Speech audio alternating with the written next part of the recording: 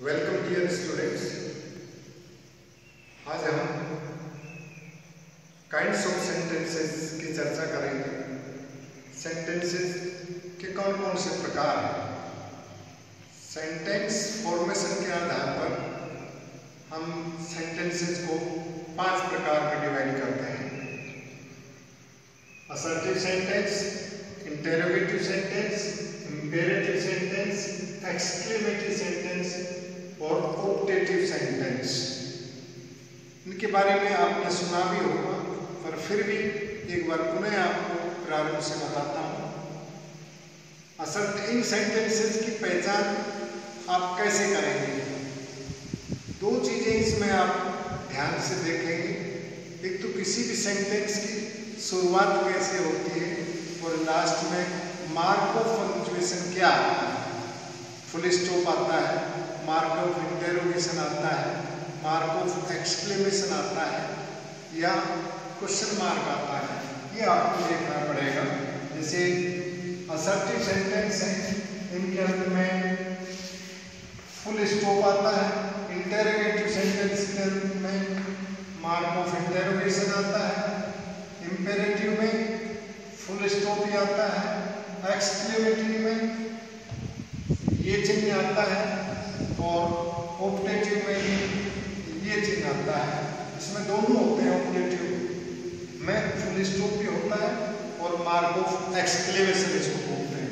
Full stop, question mark या mark of interrogation, full stop, ये mark of exclamation, exclamatory mark, ये चिन्ह है। इनको भी ध्यान में रखने से आपको मदद मिलेगी। अभी मैं इनके कुछ एग्जांपल्स दूंगा।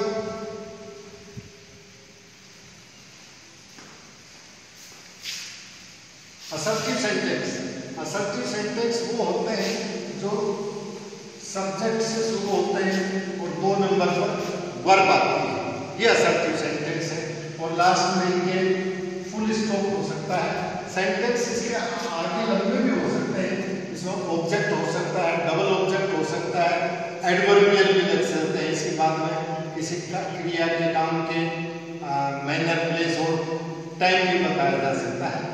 एग्जाम्पल से आप इसको समझेंगे। ये तो इसका सेंटेंस का पैटर्न हो गया। सेंटेंस पैटर्न को जब समझ लेंगे तो हम सेंटेंसेस के काइंड्स हैं, प्रकार हैं, वो भी ठीक से समझ लेंगे। जैसे इसका पैटर्न बताया सब्जेक्ट वर्ब से, तो जैसे आई टीच इंग्लिश,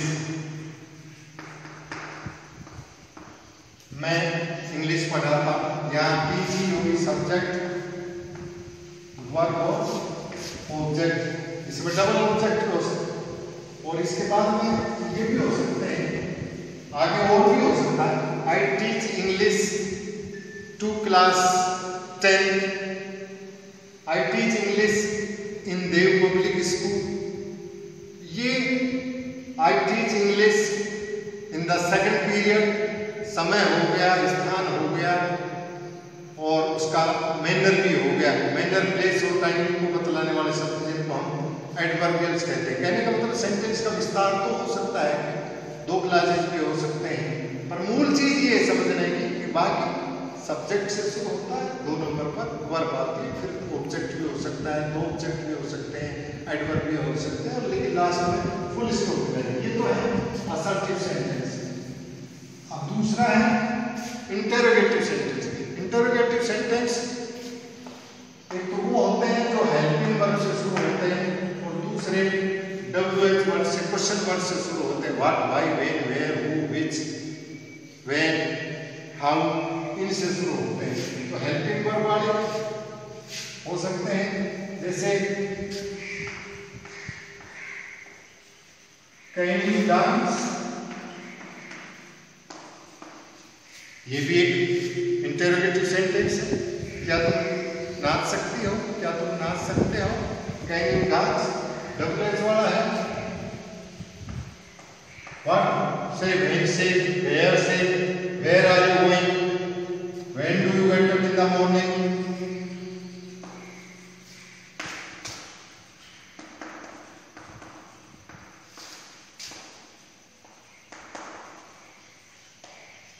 ये WH क्वेश्चन हो गया, इसमें WH हो गया, हेल्पिंग वर्ब होगी, फिर ये सब्जेक्ट और मेन वर्ब, इसमें हेल्पिंग वर्ब सब्जेक्ट है और ये मेन वर्ब है, लास्ट में क्वेश्चन मार्क है, क्वेश्चन वाचक चिन्ह। इसमें ये समय हो गया, समय वाले समय सूचक शब्द हो सकते हैं, स्थान को बतलाने वाले शब्द हो सकते हैं और कैसे के उत्तर देने वाले भी हो सकते हैं। जैसे इसमें can you dance very well, क्या आप बहुत अच्छे से नाच सकते हैं, can you dance very well. तो ये वेरी वेल शब्द है, ये कैसे के उत्तर, कब, कहां, कैसे, इन शब्दों के उत्तर देने वाले शब्दों को हम एडवर्बियल्स कहते हैं। जो कहां, तो वो एडवर्बियल ऑफ प्लेस हो गया। कब, जैसे इन the morning, when do you get up, कब उठते हो, इन द मॉर्निंग, ये समय हो गया, स्थान हो गया। कैसे का उत्तर होगा, उनको हम एडवर्बियल्स बोलते हैं। तो ये विस्तार सेंटेंस का कुछ भी हो सकता है, और बेसिक चीज ये है helping verb subject main verb, WH helping verb subject और मेन वर्ब, और ये मार्क ऑफ इंटरोगेशन, ये इंटरोगेटिव है। अगला इंपेरेटिव, जिसमें कोई रिक्वेस्ट और ऑर्डर होता है। इंपेरेटिव का मतलब रिक्वेस्ट, दो चीजें होती है इंपेरेटिव। इसमें तो कोई कथन है, कुछ कहा है, इसमें पूछा है, प्रश्न है, इसमें कहा है, कथन है, इसमें प्रश्न है। अगर उनको भी आप समझ रहे हैं, ये तो कोई कथन है, ये प्रश्न है, और इसमें क्या है, रिक्वेस्ट है और ऑर्डर है, रिक्वेस्ट और ऑर्डर। और रिक्वेस्ट में क्या होता है, प्लीज लगा दिया तो वो रिक्वेस्ट हो जाती है, और प्लीज नहीं होता है तो वह ऑर्डर होता है, कमांड जिसको बोलते हैं, ऑर्डर या कमांड। जैसे कहूं सिट डाउन, बैठ जाइए, तो ये ऑर्डर कमांड। और अगर इसी को प्लीज लगा दिया, प्लीज सिट डाउन, प्लीज बैठ जाइए, तो ये रिक्वेस्ट होगी। प्लीज है, रिक्वेस्ट हो जाता है, प्लीज नहीं होता है तो वह ऑर्डर है, कमांड है। इनके अंत में भी फुल स्टॉप आता है, फुल स्टॉप आता है इनमें इंपेरेटिव सेंटेंसेस के। बस ये मूल चीज समझ रखिए, कोई रिक्वेस्ट है तो हम उसको इंपेरेटिव सेंटेंस कहेंगे, रिक्वेस्ट है या ऑर्डर है, कमांड है। अगला है एक्सक्लेमेटिव, जिनको विस्मयादिबोधक है। विस्मय, इसमें केवल विस्मय नहीं होता, सरप्राइज नहीं होता, तीन चीज होती है इसमें कि सरप्राइज भी है, जॉय भी है, जॉय, सोरो व सरप्राइज।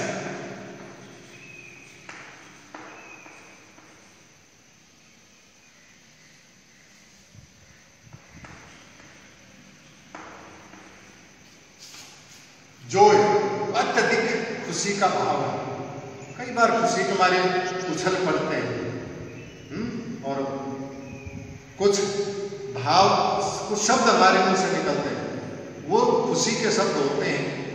जो दुख के भी, खेद है, दुख है, अफसोस है, वो भी भाव होता है, व्यक्त होते हैं।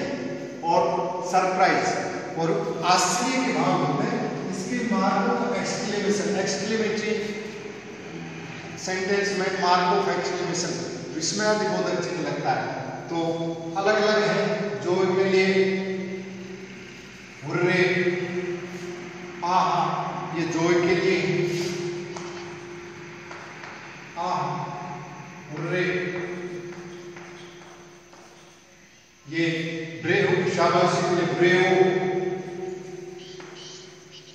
ये सब खुशी के लिए, जॉय, आहा, हुर्रे, ब्रेव। इसके अलावा अफसोस है, ओ, दुख के लिए, अफसोस के लिए ओ, ये। इसी तरह से अलास, ये भी दुख के लिए, ओ, अलास, ये दुख के लिए। सरप्राइज के लिए व्हाट और हाउ, व्हाट ए या व्हाट एंड, फिर निशान क्या है, आप कहेंगे व्हाट तो इंटरोगेटिव में होता है, क्वेश्चन में होता, हाँ होता है, लेकिन उसके सेंटेंस की जो बनावट है, सेंटेंस का जो पैटर्न है अलग है। ऊपर बता चुका हूँ, इसमें तो प्रश्नों में तो WH के बाद हेल्पिंग वर्ब आती है, फिर सब्जेक्ट आता है, मेन वर्ब आती है और लास्ट में प्रश्नवाचक चिन्ह आता है। इसमें ये पैटर्न नहीं होता है, पैटर्न अलग होता है। ये इसके लिए सरप्राइज के लिए होता है। जैसे एग्जांपल देखें, व्हाट है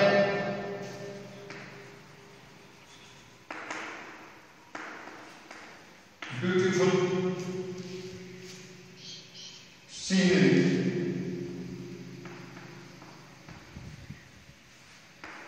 क्या सुंदर सीनरी, मतलब आश्चर्य हो रहा देख करके, उसकी ब्यूटी को देख करके। व्हाट ए ब्यूटीफुल सीनरी, हाँ इसी तरह से what a beautiful flower, what A how fat the old man is, ये आदमी कितना मोटा है, आश्चर्य हो रहा, surprise. How fat, how big, how tall, ये व्हाट और हाउ, ये सरप्राइज के लिए होता है। एक्सक्लेमेटरी सेंटेंसेस की बात होगी। लास्ट है ऑप्टेटिव, जिसमें कोई विश कामना की जाती है या कोई ब्लेसिंग होती है, आशीर्वाद, या कोई कर्स।